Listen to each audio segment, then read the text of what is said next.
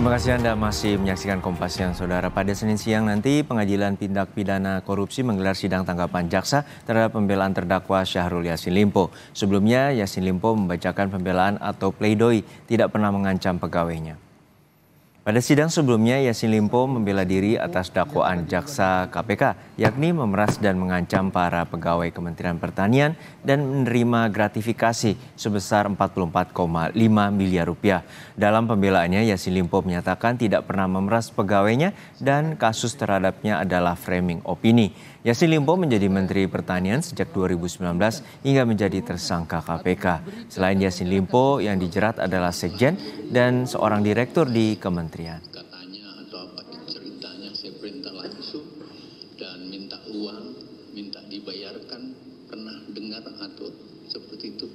Yang langsung dari saya, kan ini adik-adik saya. Apabila saya memang berniat melakukan itu, saya pasti sudah melakukannya sejak dari dulu menjabat di daerah. Dan apabila hal tersebut terjadi dengan rentang waktu karir saya sebagai birokrat yang panjang, saya pasti akan sudah menjadi salah seorang yang sangat. Sudah ada jurnalis Kompas TV Renata Panggalo yang saat ini memantau rencana jalannya pengadilan tindak pidana korupsi terkait dengan tanggapan jaksa terhadap pledoi mantan-mentan Syahrul Yassin Limpo. Renata, hingga saat ini bagaimana rencana dari tanggapan jaksa, terutama pledoi atau nota pembelaan yang telah dibacakan oleh mantan-mentan Syahrul Yassin Limpo? Ya Juno, sampai saat ini memang sidang belum dimulai. Rencananya sidang dengan agenda replik ini akan dimulai pada pukul 14 waktu Indonesia Barat di Pengadilan Tipikor tempat kami melaporkan.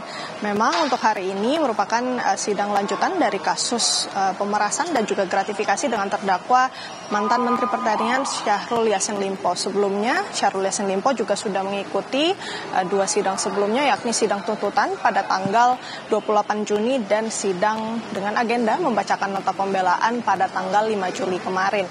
Dan pada sidang tuntutan, jaksa penuntut umum kemudian menuntut SYL dengan 12 tahun penjara, kemudian juga denda 500 juta rupiah, subsidiar 6 bulan kurungan, dan kemudian membayar uang pengganti 44 miliar lebih ditambah 30.000 US dollar dan dikurangi dengan jumlah uang yang disita dan dirampas dalam perkara ini. Dan sebagaimana yang sudah tertera dalam surat tuntutan jaksa penuntut umum KPK, jaksa penuntut KPK ini menilai bahwa Syahrul Yassin Limpo melakukan tindak pidana korupsinya dengan motif tamak. Pada tanggal 5 Juni kemudian ini dibalas begitu ya oleh SYL. Tapi sebelumnya Junior dan juga saudara, memang pada sidang tuntutan ini sudah dibeberkan begitu ya fakta-fakta persidangan yang diperoleh dari kesaksian sejumlah saksi yang sudah